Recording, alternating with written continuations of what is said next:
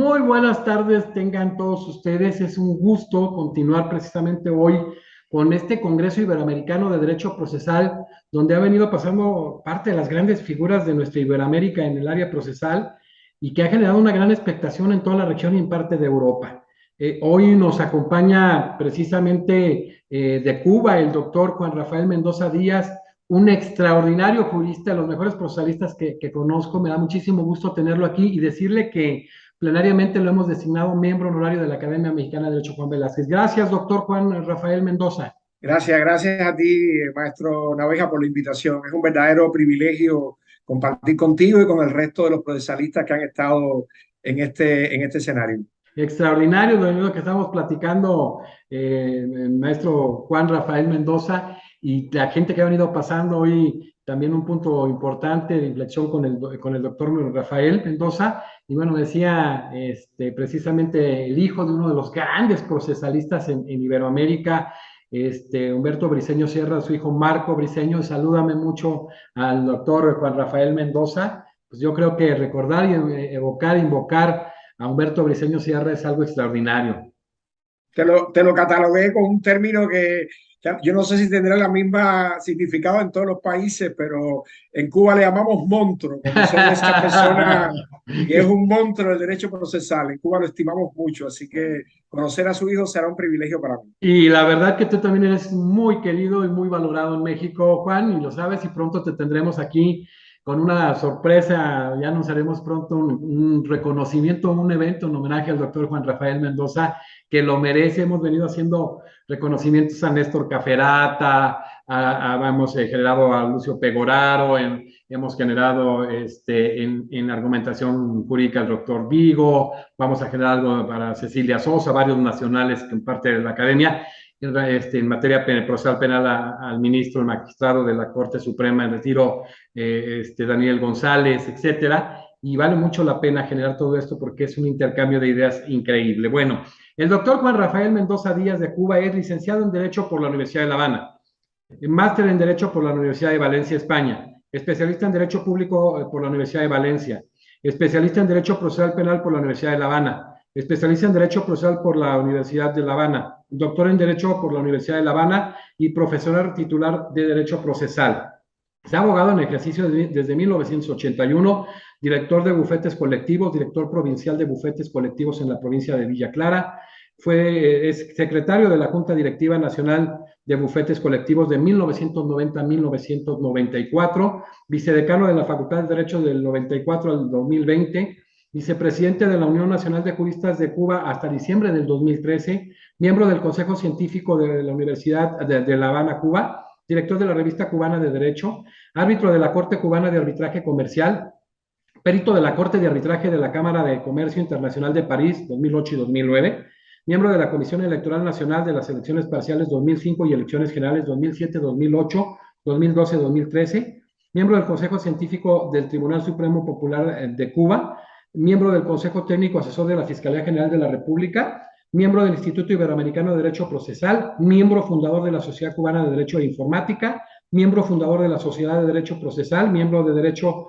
editorial de la Revista de Estudios Iberoamericanos del Centro de Estudios de Iberoamérica de la Universidad Rey Juan Carlos de Madrid, miembro de Global Access to Justice, miembro del Consejo de Asesores Internacionales del Instituto de Derecho Procesal y Práctica Forense de la Asociación Argentina de Justicia Constitucional. Es profesor de Derecho Procesal en la Maestría de Derecho Penal impartidas en la Universidad de La Habana, en las universidades de San Andrés, Juan Misael Saracho, San Simón, San Francisco Javier y Panamericana, todas de la República de Bolivia, San Carlos de Guatemala y Universidad Tamaulipeca de México. Ha impartido conferencias en universidades muy prestigiosas en Argentina, en Colombia, en México, en Estados Unidos, en España, etcétera, etcétera. Y hoy miembro honorario de la Academia Mexicana de Derecho. No seguimos porque si no nos vamos a llevar todo el Bueno, vamos a iniciar con un tema muy interesante por parte del doctor Juan Rafael Mendoza Díaz, que son los principales desafíos de la reforma procesal penal cubana de 2021. También Cuba tiene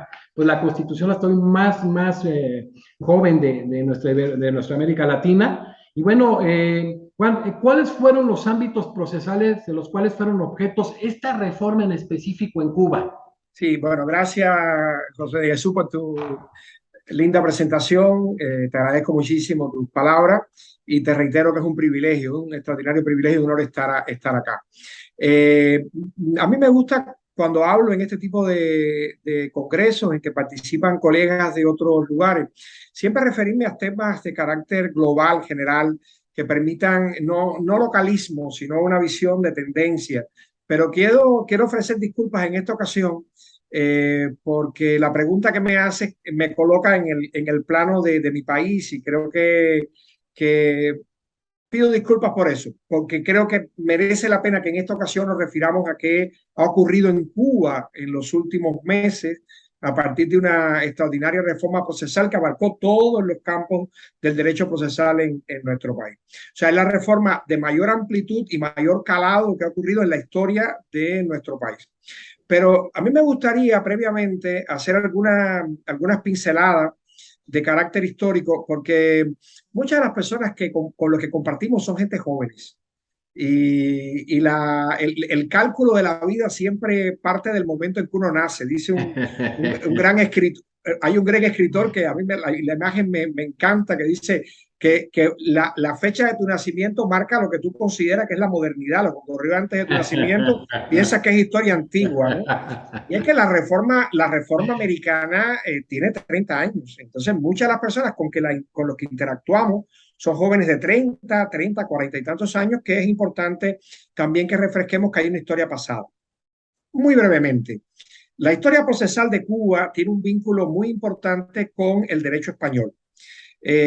Como todo el mundo conoce, América Latina logró su separación de España desde principios del siglo XIX y los cubanos no. Los cubanos nos mantuvimos vinculados a España, igual que Puerto Rico, hasta 1898. Ahora, esa independencia tardía tuvo sus consecuencias en el campo jurídico. ¿Cuáles fueron? Que en Cuba rigió todo el derecho español de la codificación. Eso en Cuba rigió al 1 o 2 años de haberse aprobado todas las leyes españolas de la codificación. Y en lo que tiene que ver con el campo nuestro, el derecho procesal, rigió la ley de enjuiciamiento civil española de 1881, que estuvo vigente en España hasta el año 2000. O sea, duró más de 100 años. Vigente en Cuba durante más de un siglo. Esa ley estuvo en Cuba vigente hasta el año 1974. O sea, casi un siglo. Y donde sí es particularmente interesante es en el campo del proceso penal, porque la ley de enjuiciamiento criminal española de 14 de septiembre de 1882 estuvo vigente en Cuba hasta el año 1974. Esta ley española, que está vigente todavía en España, lo cual te da la medida de que es una ley poderosa, claro, sometida a infinidad de modificaciones para hacerla compatible con los parámetros internacionales de protección de los derechos humanos, pero es una buena ley. Los españoles en su momento bebieron del Código de Instrucción Criminal de Napoleón y bebieron de la reforma procesal austriaca. Y la ley de instrucción criminal de española de 1882 es una ley que un querido profesor barcelonés calificó como un verdadero monumento jurídico. O sea, ¿qué quiere decir esto? Que mientras los países de nuestros hermanos de nuestro continente no tenían un proceso penal oral, Cuba disfrutaba desde el 1889 un proceso típicamente oral, con una etapa dedicada a la investigación en manos de un juez de instrucción, una fase intermedia y después un juicio oral con oralidad, contradicción y publicidad. Y esa historia rigió durante todo el siglo XX cubano. Eso nos permitió a nosotros, los profesores cubanos, cuando empezó la reforma en América Latina, que se inicia fundamentalmente con Guatemala en el año 92 y comenzó toda esa reforma en cascada que terminó brillante en México a partir de la reforma constitucional que le dio ese tiempo para que todos los estados generaran sus códigos procesales y que está ese magnífico código procesal federal. Toda América Latina se movió y los cubanos nos quedamos atrás. Los cubanos que habíamos participado con Bolivia, con Guatemala, con muchos países, ayudándolos en las reformas procesales cuando comenzaron, en las técnicas de la litigación, de la oralidad, del interrogatorio, todos esos términos adversariales que se producen en el juicio contradictorio, los cubanos nos quedamos atrás. En el año 74, se deroga la legislación española y se aprueban unas nuevas leyes que son estas que rigen en nuestro país hasta el año pasado, pero nos quedamos durante más de 40 años con leyes que se hicieron obsoletas, que no se acomodaban a los parámetros internacionales de protección de los derechos humanos, a todo lo que el sistema internacional de los derechos humanos ha generado en función de principios, de garantía. Y vimos, nos quedamos atrás en la reforma cubana. Ahora, ¿qué ocurrió? Y ahí caemos en tu pregunta. ¿Qué ocurrió el año pasado? El año pasado, la Asamblea Nacional del Poder Popular aprobó el 28 de octubre tres leyes que son de extraordinaria importancia. El Código de Procesos, la Ley del Proceso Penal y la Ley del Proceso Administrativo. Y ahora, recientemente, aprobó la Ley del Proceso de Amparo Constitucional, todo ello como derivación, como tú decías, de una moderna constitución, la última de las que se ha generado en nuestro continente del año 24 de febrero del año 2019, que tiene un catálogo de garantías que reconoce la tutela judicial efectiva, el debido proceso penal, el debido proceso constitucional, el amparo constitucional. Entonces, es una reforma que ocurre de manera muy peculiar porque ocurre en todos los campos procesales, que no es muy común. Normalmente en los países se reforma el civil, se reforma la materia penal, y hay un trabajo en cada una de esas direcciones. O sea, hay un elemento yo creo que es muy importante, que por eso quería socializarlo y compartirlo con nuestros colegas. Y el otro elemento yo creo que valdría la pena señalar, José, es que por primera vez en la historia legislativa de nuestro país se le dio, los legisladores, el Parlamento cubano le dio la misión de hacer las leyes a los profesores. Eso no había ocurrido en nuestro país.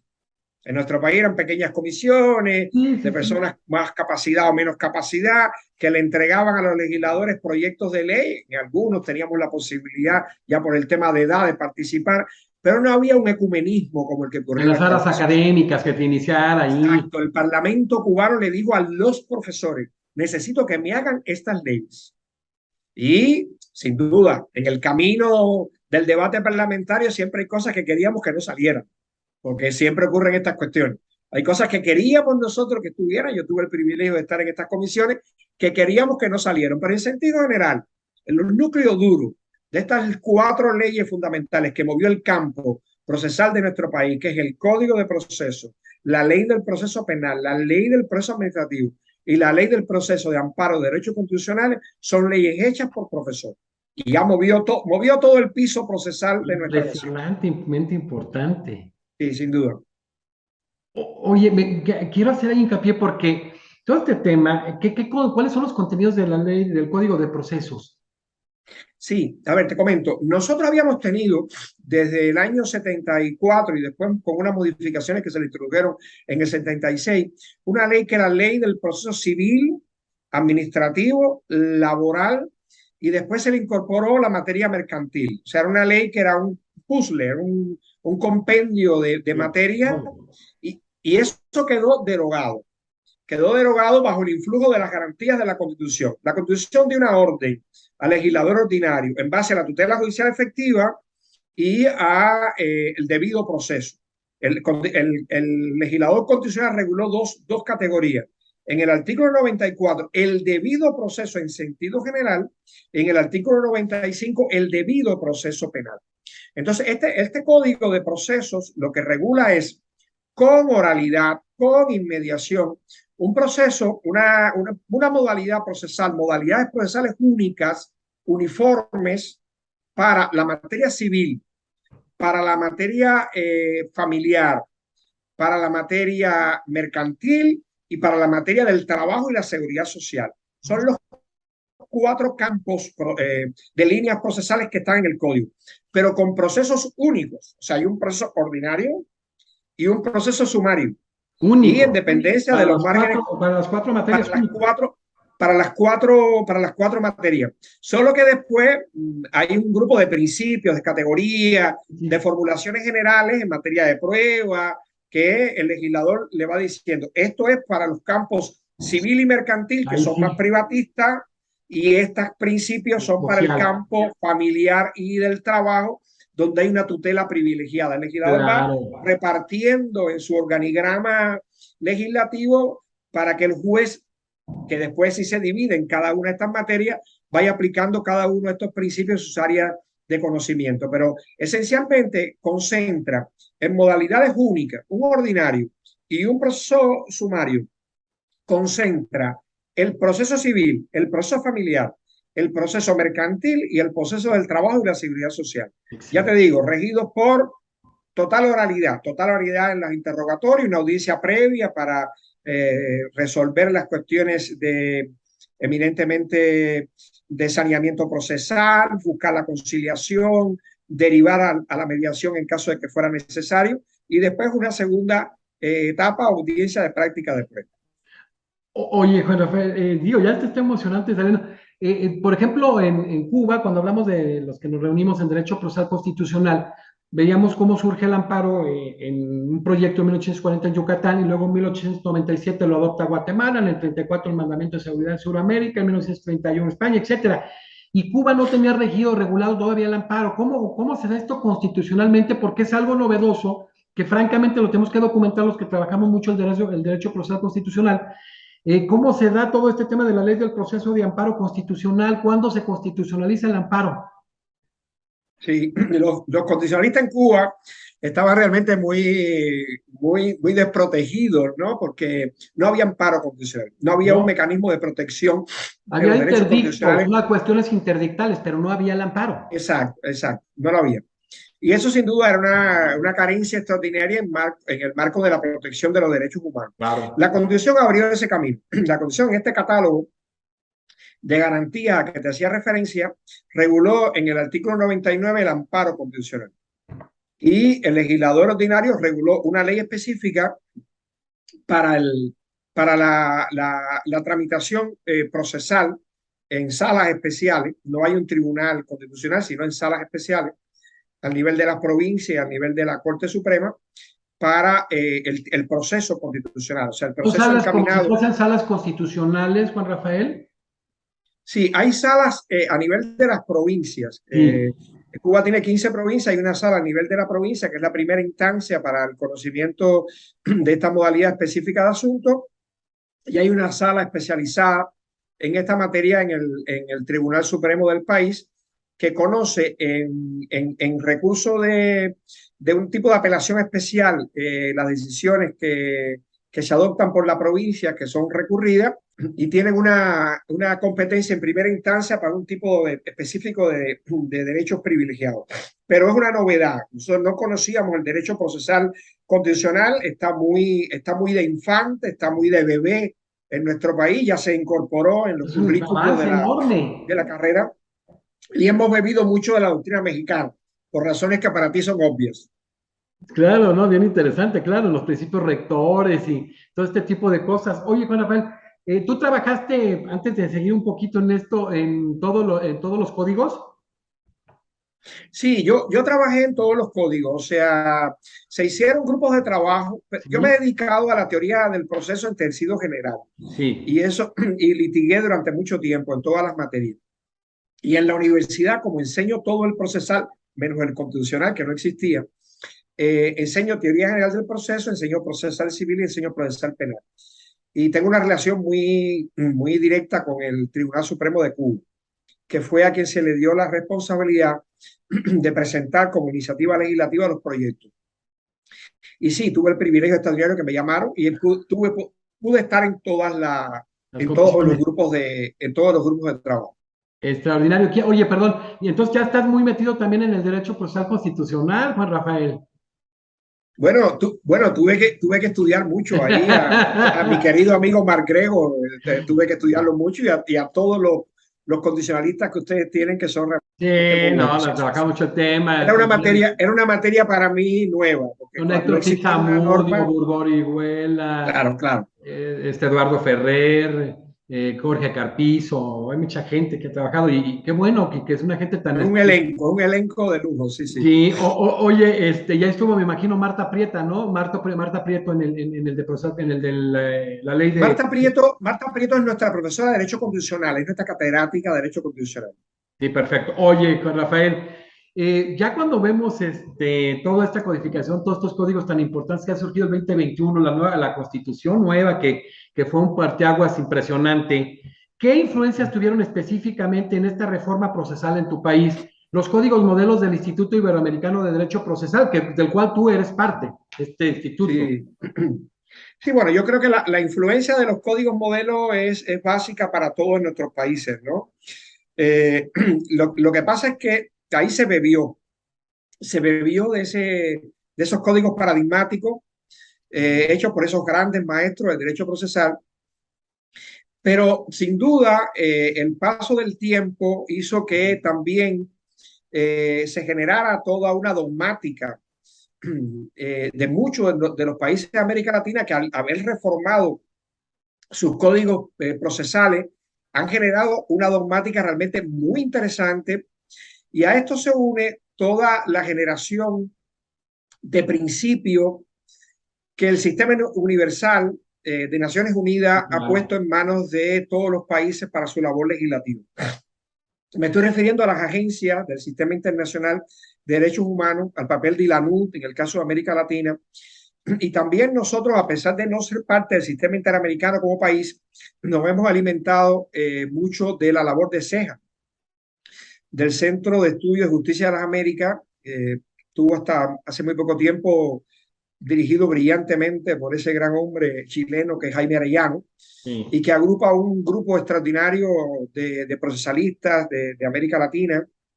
Y realmente ha habido una producción importante derivada de los códigos procesales modelos iberoamericanos, pero que han puesto en manos de los legisladores herramientas muy, muy importantes y muy interesantes cuando uno intenta hacer una reforma en cada uno de nuestros países. O sea, en el marco del derecho comparado hay toda una panoplia de esa labor que se ha hecho por esos grandes profesores. Me estoy refiriendo a los iniciadores, a Mayer, a Ajá. Alberto Binder, Con Alberto Binder, que estaba con nosotros, que Julio. cuando comenzó era un jovencito con un Sí, cabello copioso y ahora tiene una playa de seguidores que fueron sí, es una gran persona. como misioneros, como misioneros por América Latina ayudando a todo el proceso de reforma. Entonces yo te diría que sí, hay un momento prístino de los códigos que hay que verlo, de los códigos paradigmáticos, el procesal civil y el procesal penal, y después hay tanta principios, hay tanta labor de desempeño, de producción, que todo eso bebimos, de todo eso bebimos los profesores cubanos en esta labor de poder, perdón, de poder dotarnos. Pido disculpas, es que No pasa nada, para que vean que estamos en vivo y que estamos. estoy convaleciente a la COVID, totalmente Ay, curado, mira nada más, todavía qué detalle, muchísimas gracias. Entonces, pero me ha dejado una secuencia un poco de todo, así que pido no, disculpas, para no nada. sé, por Oye, favor. entonces, estabas comentando de Julio B.J. Mayer, en paz descanse, que era miembro honorario de la Academia, Sí, fue fundador conjuntamente con nosotros de la Academia Mexicana, don Julio, y bueno, Alberto Binder, que es miembro honorario y está constantemente también aquí en la Academia, y fueron de los procesalistas que más participaron, que más fueron referencia. ¿Quién más? ¿De México quién? Humberto Briceño Sierra. sí, yo tuve una relación, o sea, a partir de los contactos en el instituto, Sí, tuvimos nosotros presencia de muchos profesores mexicanos Carlos Arellano. sí, en Cuba y Sí, también en las reuniones las reuniones del instituto. Ahí era un mecanismo para beber extraordinario con toda la Academia Mexicana en sentido general. no, y tú eres un referente en Cuba y en América Latina, Juan Rafael. La influencia muy importante, hablaste de la influencia argentina, con grandes procesalistas, que bueno, nos toca, por ejemplo, tener un evento muy importante en Guatemala el día 8, va a estar Alvarado Belloso, el profesor Sí, claro, extraordinario. argentino. Extraordinario. ¿Qué otra de las corrientes procesales? Con él tuve el privilegio extraordinario de compartir, y ya estamos en plano de lo anecdótico, Sí, porque claro. el profesor en el año 2010, si mal no recuerdo, Jairo Parra, Y el como gran colombiano. procesalista colombiano, Sí, me invitó a un congreso, el 24 creo que era, unos congresos esos multitudinarios que él organiza, y sí. había un grupo de profesores, estaba Joan Picó de España, Ajá. y estaba el profesor argentino a que hace referencia, que fue juez durante mucho tiempo, estaba Alberto Binder, Mayer Eh, estaba, sí, estaba. Era un debate sobre la prueba. Y como tú sabes que hay tendencia en la prueba civil, o hay claro. tendencias en la prueba civil hacia posiciones más conservadoras, posiciones que defienden una posición más liberal o más intervencionista de los jueces. Y entonces todo ese debate y el profesor Jairo Parra quiso convertir su congreso en una especie de arena romana en que se propició ese debate magnífico entre las personas que tienen una posición más conservadoras, pudiéramos decir, con relación Interesante. a la intervención. Y fue realmente extraordinario, un congreso de 3.000 participantes y fue una cosa realmente muy, muy interesante. ¿Quién más estuvo ahí, ya que digo, o sea, en ese congreso de los que... Estuvo Ramírez, que cuando aquello era magistrado de la Corte Interamericana, Sergio. Ah, don Sergio García Parte, sí, don Sergio Sí, García Ramírez, era presidente, fue presidente de la Corte, sí. era presidente de la Corte, estaba en aquel momento, estuvo también el maestro Tarufo Ah, Tarufo, en el sí. Congreso, que en paz descanse también, Muy estaba Joan Picón, revolucionario. era un grupo, el grupo de invitados internacionales no era muy grande, lo que sí era muy grande la participación de profesores colombianos que son realmente magníficos, Sí, estaba buenísimos. Diana Carvajal, un grupo extraordinario, y bueno, ahí estaba la batuta de Jairo Parra, que es un referente internacional en el campo del derecho procesal civil y sobre todo en materia de prueba, derecho probatorio. Oye, Fenomenal. Entonces, la influencia de estos códigos, modelos del Instituto Iberoamericano de Derecho Procesal fue muy importante. Sí, sin duda, sin duda. Te decía, es que ya pudiéramos decir que es el momento inicial, prístino de todo lo que ocurrió después. Bebimos de eso y se bebió también de toda lo que se ha generado después, te comentaba, por los organismos internacionales y también latinoamericanos. Y te comentaba de la labor tan importante de los intercambios que tuvimos con CEJA, con el Centro Correctísimo. de Estudios de Justicia de las Américas. Sí. Nos invitaron a varios seminarios, sobre todo en el proceso penal, porque ellos llevaban la reforma procesal civil y la reforma procesal penal igual. Pero como tú bien sabes, no han ido al unísono las dos reformas. O sea, mientras que No. la reforma procesal penal fue así en cascada, una avalancha Sí, lo hacen extraordinaria todo homogeneo. que tenía sin duda el interés para homogenizar los procesos de enjuiciamiento, los mecanismos, tenía también mucho financiamiento detrás de las agencias Sí, internacionales. muchísimo. Tenía el referente alemán de Bueno, la gran reforma del 74 alemana. El sí. campo del derecho procesal civil no se ha movido igual. O No. sea, no ha habido esa Ni los universalización recursos, ni el ni interés. los recursos ni el impulso ha sido igual. O sea, pero se han dado pasos importantes. En Chile se han dado pasos importantes, en México se han dado pasos muy importantes, en Colombia igual, pero no, el panorama no está tan, y CEJA sí lo ha monitoreado. CEJA tiene el mapa exacto y ha hecho trabajo muy importante por impulsar también la reforma procesal, como dicen algunos, no penal, que no es solamente civil, decimos civil en carácter genérico, pero la no penal en sentido general lo ha impulsado también. Quizás un poquito ahora en tema de derecho familiar viene un impulso fuerte, ¿no?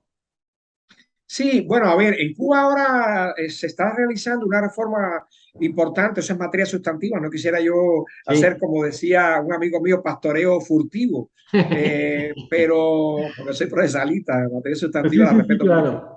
Pero nosotros tuvimos un código de familia del año 75, que fue un código, fue el cuarto de América Latina, y fue Mm, para su época bastante avanzado, pero eso sí. pero que ya quedó atrás. Y entonces, derivado también de la Constitución, capítulo específicamente de la Constitución que regula el derecho de las familias, se hizo un proyecto de código de las familias, que en este momento está pendiente de una aprobación en referendo, porque abarca temas muy, muy complejos, donde no hay una posición muy unánime a nivel Sí, sí, hay social. debate.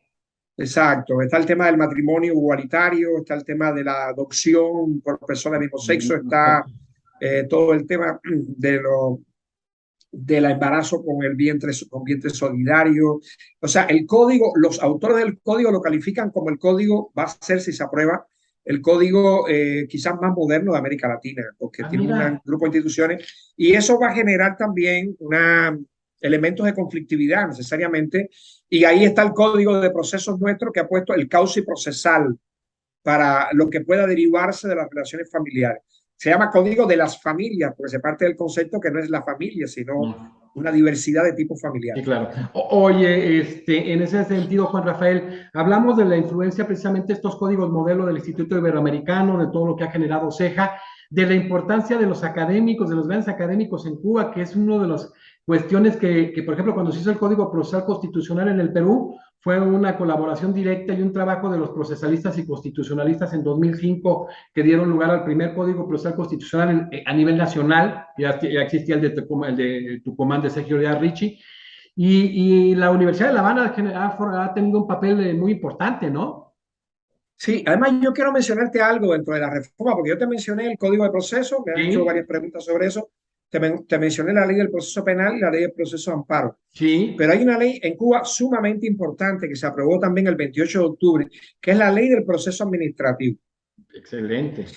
Nosotros teníamos el proceso administrativo como un proceso venido a menos, incluido dentro de aquella ley que se derogó, que es la ley del proceso civil, administrativo, Sí, laboral y económico. que tenía todo. Pero en los años 70 se había dado una tendencia muy autosuficiente de la administración de ir cerrando los campos de las decisiones administrativas para evitar que los conflictos en que se adoptaran decisiones que llevaran aparejado afectaciones para los derechos individuales de los individuos pudieran ir a los tribunales. Yo a eso lo he llamado en la universidad con carácter ilustrativo como los castillos. O sea, la administración se cerró en castillo.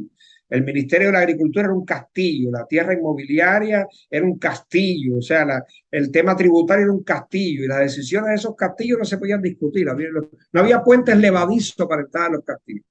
La Constitución arrasó con todo eso. El artículo 92, que yo jocosamente lo he denominado el tsunami, porque arrasó con todo, el de la tutela judicial efectiva, impide que cualquier decisión que se pueda adoptar en todos los campos puedan ir hacia los tribunales.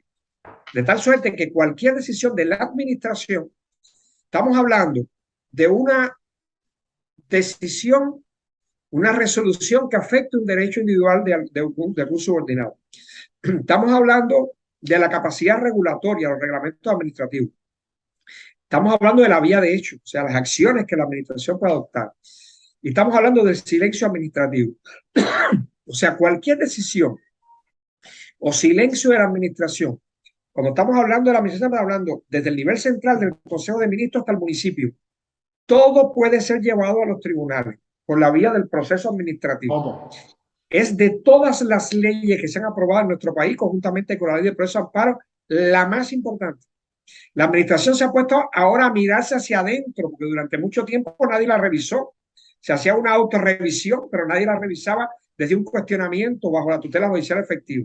Y es de las leyes más importantes que se han adoptado. Comenzó su vigencia ahora el 1 de enero y ya hay una generación de procesos muy importantes la que se ha suscitado.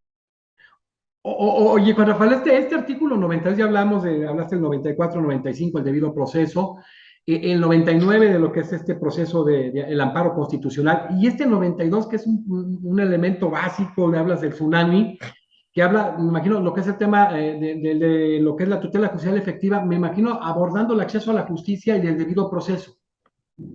Sí, el 92 habla del acceso a la justicia, o sea, reconoce ese concepto que viene de la Constitución italiana, de la Constitución alemana, pero que a nosotros nos llegó, a los americanos nos llegó a partir del artículo 24 de la Constitución española, que se conoce doctrinalmente como tutela judicial efectiva. O sea, es el derecho irrestricto de que tiene todo ciudadano de ante la violación de un derecho o de un interés legítimo, tribunal, o sea, tribunal, no hay nada que El tipo de entorpezca. juez, sí, natural. Exacto, exacto, con todo el conjunto. Entonces después se complementa, lo vemos en esa dimensión, la tutela como la entrada, y después se Sí, sí. complementa con el debido proceso, que es el que tiene el Sí, los catálogo. contenidos, ¿no? Del continente que es la Contenido, tutela, sí.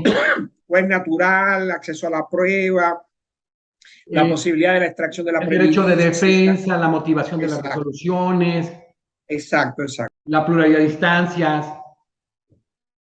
Tal como lo describe así.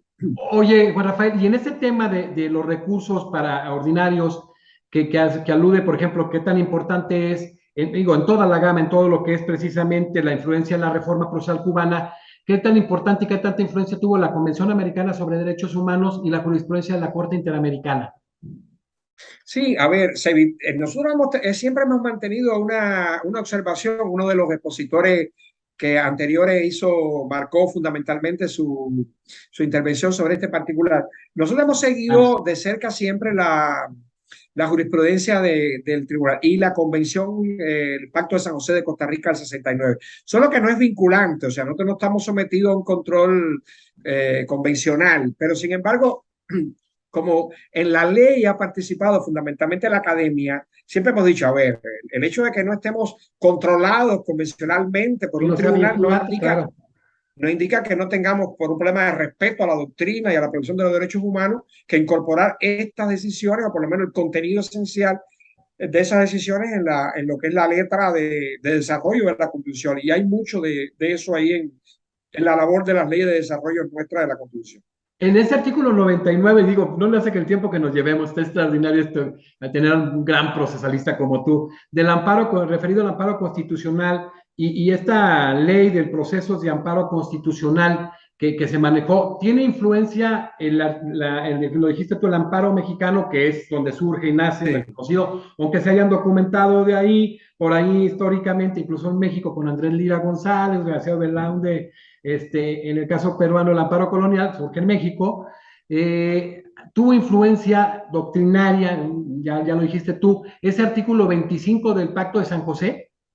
Claro, sí, lo que pasa es que ahí hay que partir de un tema que no se puede obviar, y es las características del propio modelo de enjuiciamiento y del propio modelo del sistema jurídico cubano. O sea, muchas de las características del diseño constitucional del amparo en la gran mayoría de los países de nuestro continente, siguiendo el modelo europeo de su momento, parten de la existencia de un tribunal constitucional. Sí. Entonces, desde el punto de vista nuestro, como no hay el reconocimiento a un tribunal constitucional, el propio proceso de amparo tiene otras reglas en cuanto a su tramitación. Se conoce un proceso concentrado, oral, de una inmediación extraordinaria, privilegia todos los derechos constitucionales, pero los que tienen un cauce normal por la vía ordinaria, jurisdiccional, cuando hay un elemento de urgencia puede irse por la vía del proceso constitucional si es que se demuestra que hay algún peligro, alguna inminencia. Ahí la única, exacto, ahí la única particularidad, pudiéramos decir, del modelo cubano, yo sé que eso es muy discutido, nos da para hacer un congreso, lo hacer, no, para ir a aprender con ustedes ahí, es el tema de las decisiones judiciales. Hay modelos en algunos países que las decisiones judiciales pueden ser objeto de control en el amparo constitucional. Nosotros, por la propia característica organizacional que tienen los tribunales, que no hay un tribunal constitucional que te permitiría ir a otro escenario jurisdiccional, exacto, sino que todo está dentro de la escala jurisdiccional ordinaria, aunque tiene una prevalencia particular el proceso de amparo constitucional. No se concibió que las decisiones judiciales pudieran ser recurridas en amparo, a través del amparo, que tienen una vía ordinaria. ¿Qué cosa fue lo que se hizo? Y se hizo en todas las materias. Se abrió el escenario de control de los jueces ordinarios. ¿A qué me estoy refiriendo? Se abrió el campo de las nulidades en todas las materias, en el Código de Proceso, en la Ley de Proceso Penal y en la Ley de Proceso Administrativo. O sea, la posibilidad de las herramientas de las nulidades. Y se abrió las causales de los recursos, sobre todo en la casación. Sabes que la casación ante el Tribunal Supremo es un recurso extraordinario que casi siempre, siguiendo el modelo español y francés, es un grupo de causales, o sea, los quebrantamientos de las formas procesales y las infracciones legales. Y hay veces que hay violaciones sustanciales de garantías que no podían entrar en el control casacional.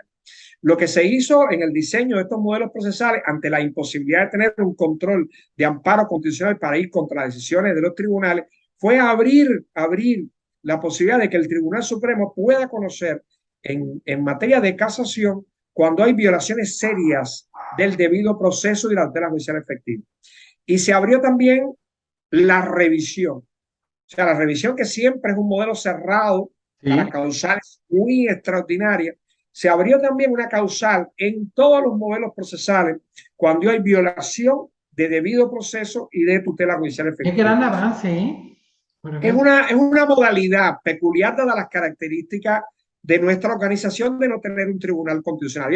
Había que brevar ahí, poder tratar de lograr que se hiciera algo que pudiera compatibilizar la protección de las garantías constitucionales con este modelo, pudiera decir, un poco peculiar de la realidad cubana. No, que por ejemplo Costa Rica, no sé, no hay ese, tampoco existe este tema en el Yo la sé, protección de decisiones judiciales por la confianza que le tienen a la instancia de alzada, y entonces se da, pero qué importante y qué interesante, y analizando a profundidad que el primer tribunal constitucional en América Latina fue el cubano en 1940, que viene sí, inmerso de la Constitución del 40, sí, así es. de acá de España, entonces fue el primer tribunal constitucional que decían que era una sala, pero bueno, y eso ya lo manejaremos después porque ya se puso bien interesante. Esto no es pacífico, o sea, esto no es pacífico. O sea, los profesores de Constitucional de La Habana que participaron también en estos debates querían sin duda que las decisiones judiciales pudieran ser discutidas.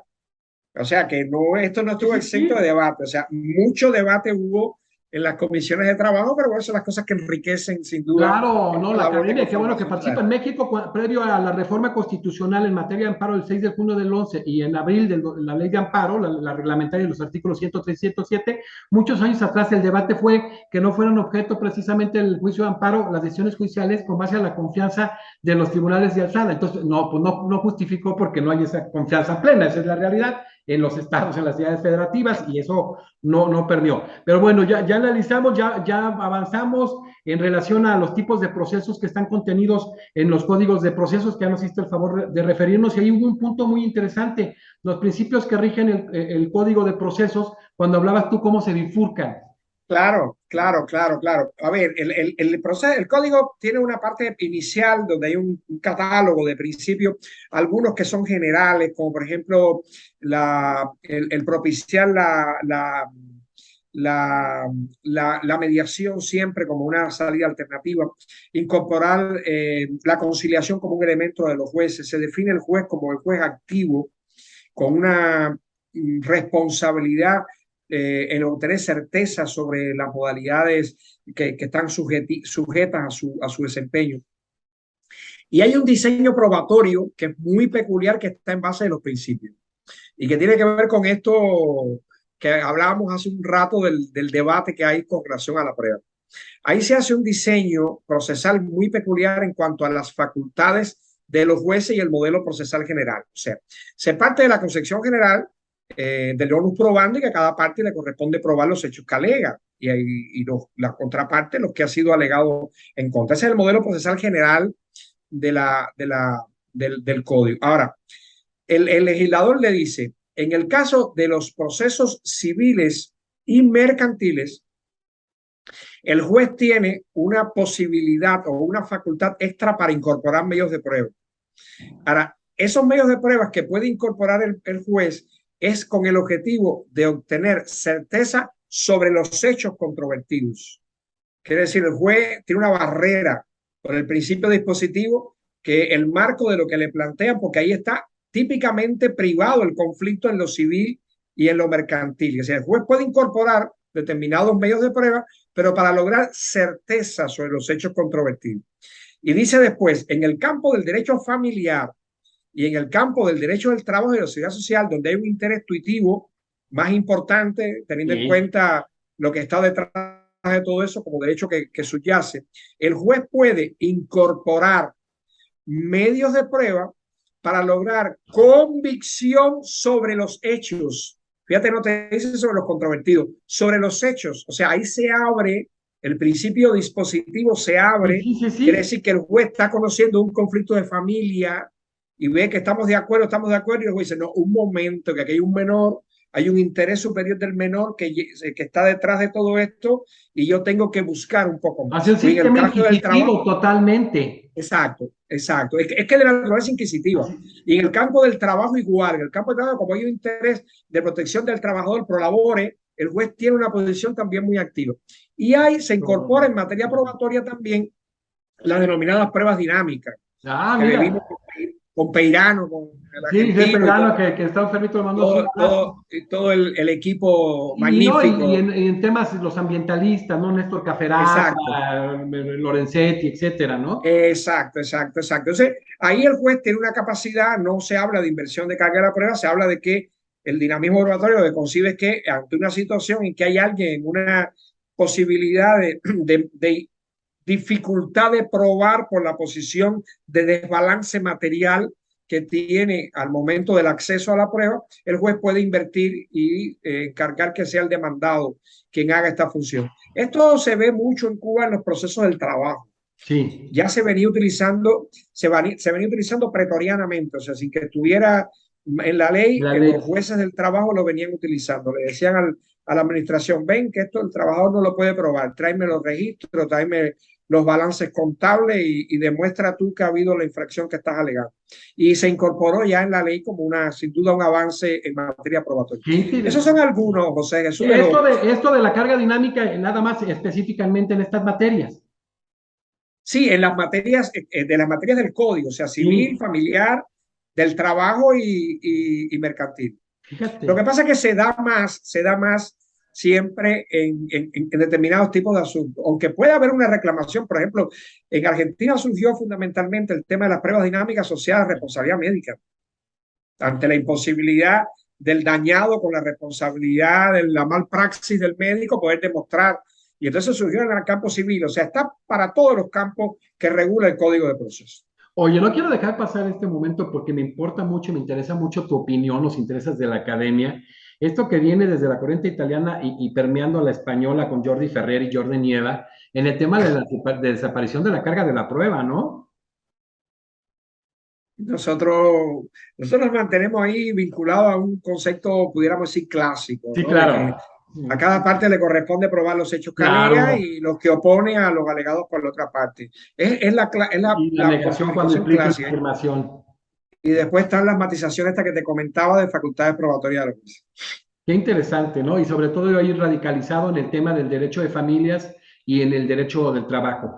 Oye, en este sentido, Juan Rafael, ¿qué avances ha logrado precisamente la ley del proceso penal en cuanto al derecho de la defensa? Porque tú has dicho esta cascada que se vino, todo lo que se vino a nivel latinoamericano, de nuestra América Latina, de nuestra región, cómo hubo muchos recursos, muchas cosas, el cuidado del debido proceso en especial.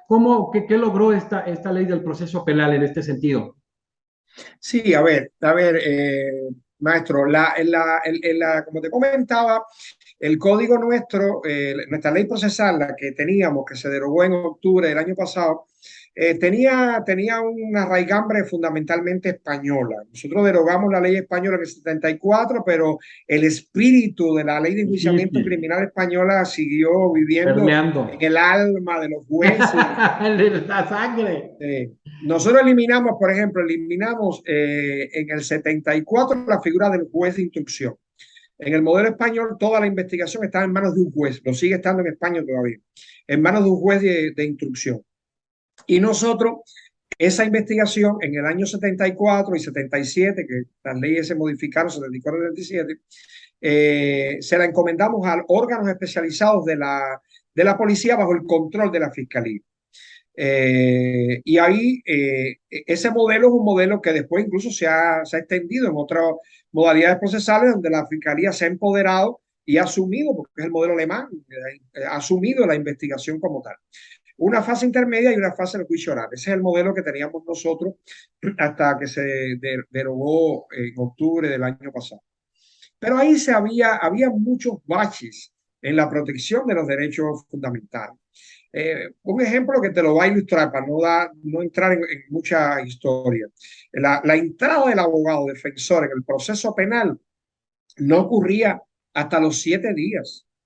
O sea, la persona podía estar detenida 7 días y hasta que no se aplicara una medida cautelar, aunque no fuera detentiva, una medida cautelar, el abogado no podía entrar al proceso. Eso conculcaba con todo el catálogo de derechos humanos. Entonces, una de las cuestiones que se dio la batalla y se logró que el legislador ordinario resolviera, derivado de la Constitución, el artículo 95, es que el abogado entra desde el inicio. O sea, una persona no puede estar detenida más de 24 horas si no la han instruido de cargo. La instrucción de cargo es la información de que se te está persiguiendo. Y en esas 24 horas la persona no puede estar detenida más de ese tiempo si no está instruida de cargo. Y una vez que se instruye de cargo, la persona tiene en ese momento el derecho al abogado. La variante que utilizó el legislador cubano es una variante potestativa. O sea, la persona decide si quiere abogado. Si la persona tiene un abogado de su elección, el abogado tiene que venir. Y si la persona no tiene un abogado de su elección y dice, yo de todas maneras quiero abogado, hay que proveerle un abogado. Que eso lo prevé la Organización Nacional de Bufetes Colectivos, una organización que agrupa a los abogados litigantes en nuestro país. Y hay 48 horas para que el abogado pueda comparecer a la toma de declaración. O sea, no se le puede tomar declaración a una persona detenida si la persona no está asistida de un abogado. Y eso es una novedad importante en el escenario cubano, que tenía al individuo sometido a interrogatorios y a toma de declaraciones 7 días sin la presencia de nadie que lo asesorara. Es un elemento que creo que es capital. Y en el caso de las personas de 16 a 18 años, la responsabilidad penal en Cuba es de 16 años. Sin embargo, el legislador dio una protección, una tuición privilegiada a las personas entre 16 y 18 años de edad. En ese caso, desde el momento de la detención, tiene que estar el abogado. En el momento. Y el abogado lo acompaña en todo. Y ahí no está sujeto a la disponibilidad de que yo quiero o no. El menor, lo denominamos menor, aunque porque es menor de 18 años de edad, pero es penalmente responsable.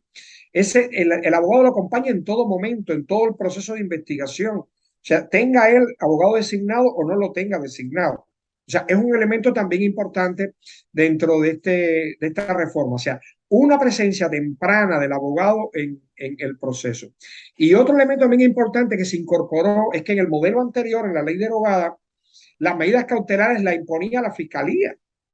Y el control de esas medidas estaba en manos de la fiscalía.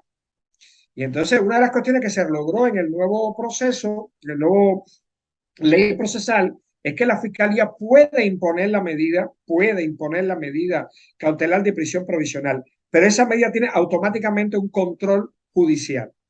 Si la persona está inconforme, automáticamente presenta una reclamación y en un plazo extraordinariamente breve, jueces que controlan la fase tienen que decidir sobre la procedencia de esa medida cautelar. Y si dejan en libertad, la fiscalía no puede nuevamente imponerle a ese individuo la medida cautelar de prisión provisional. Eso fue un papel, yo creo, importante de empoderamiento de la defensa de los derechos del imputado en la fase investigativa. Muy importante. Entonces, el tratamiento que se da a la víctima de los delitos en esta ley del proceso penal tuvo grandes avances.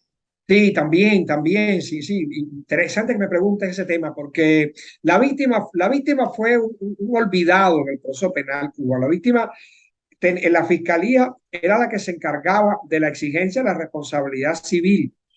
La fiscalía ejercía la acción penal y la acción resarcitoria en materia civil, pero la víctima tenía una doble victimización, o sea, lo que sufrió producto del delito y después el propio olvido que tenía en el proceso penal. ¿Por qué? Porque es un testigo el que era interrogado con cada una de las partes y no se oía más y su derecho no estaba representado. Entonces ahí la ley le dio un papel importante. La víctima tiene un catálogo de derechos reconocidos en la ley. Hay que informarle de primer momento. Puede participar, puede proponer pruebas y puede constituirse como parte. Como se constituye como parte, ya tiene un catálogo de posibilidades de asumir la acusación conjuntamente con la fiscalía, donde el único marco que tiene limitativo son los hechos, pero a partir de que no puede modificar los hechos, que son el objeto del proceso penal planteado por la fiscalía, puede pedir una sanción más grave, puede acusar por un delito más grave, puede pedir circunstancias modificativas de la responsabilidad más grave. Bueno, en fin, tiene un diapasón bastante amplio cuando se constituye como parte acusadora en el proceso penal. En este planteamiento que habías hecho previo a la pregunta anterior en cuanto a los avances en esta ley del proceso penal en cuanto al derecho de defensa, ¿cuál es el estatus de la presunción de inocencia? Está el micrófono. Perdón, sí. A ver, la presunción de inocencia yo en clase la catalogo siempre como un principio de configuración Sustantiva. práctica. Sí, Porque la presunción de inocencia está en toda la ley y constantemente el legislador habla de la presunción de inocencia. Pero yo siempre he dicho en clase que la presunción de inocencia es la forma en que un individuo es tratado en un proceso penal, la forma en que el individuo puede ser defendido, la forma en que se le aplican las medidas cautelares con un baremo muy alto de presupuestos para que se le pueda imponer. Porque siempre para aplicación de medidas cautelares hay dos presupuestos esenciales. Son esencialmente la apariencia de que la persona ha cometido el delito o indicio de responsabilidad y el peligro de fuga. de fuga. Si usted esos baremos los tiene muy bajos, le van a poner prisión provisional a todo el mundo. Entonces, pero eso está en manos del operador, está en manos de quien va a aplicar la medida cautelar. Por eso siempre digo que la presunción de inocencia, insisto mucho con los alumnos en la universidad, en el sentido que van a ser después jueces, fiscales, abogados, les digo, a ver, la presunción de inocencia, tal y como está en la ley, es un canto a la bandera. La presunción de inocencia se concretiza en el momento en que eres fiscal o eres juez que controla la prisión provisional, y si tú colocas de manera muy baja, estos presupuestos y cualquier peligro es para ti un peligro de fuga y cualquier indicio de culpabilidad es elemento suficiente, mira, tú te estás saltando la presunción de inocencia. Claro. Igual pasa, por ejemplo, en el acto del juicio oral.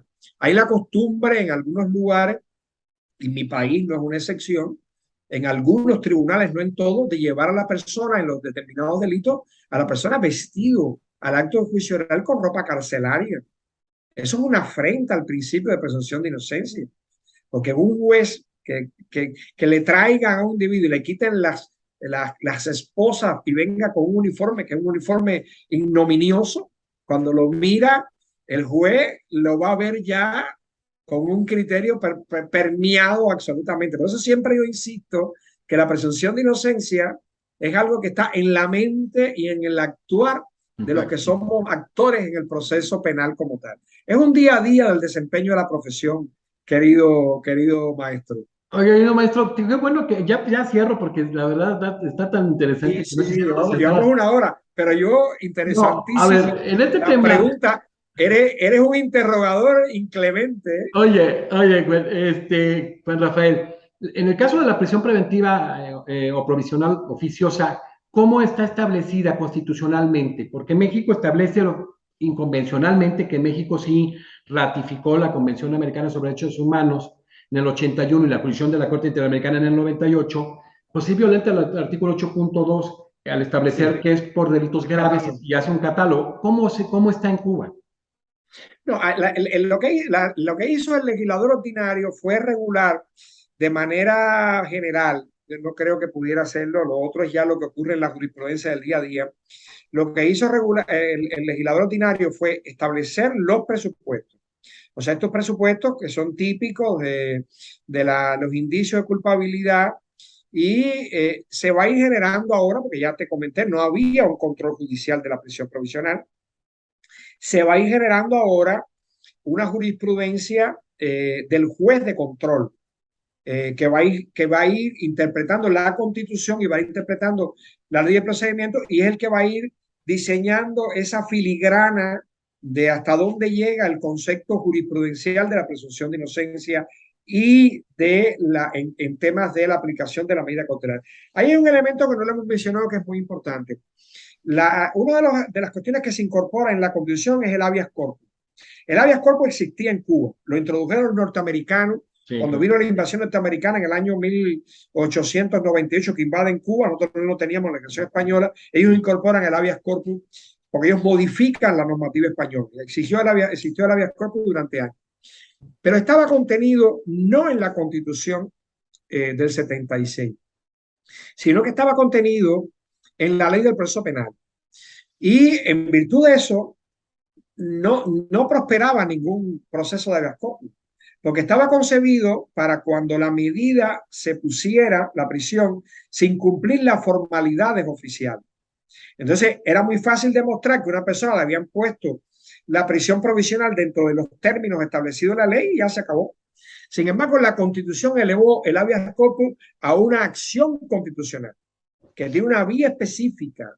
O sea, ya no vas a discutir ante los jueces, aunque es ante los jueces ordinarios, ya no vas a discutir que se han cumplido los términos. Vas a discutir que el concepto de la privación de libertad, siguiendo el concepto de los valores constitucionales, es correcto, ¿no?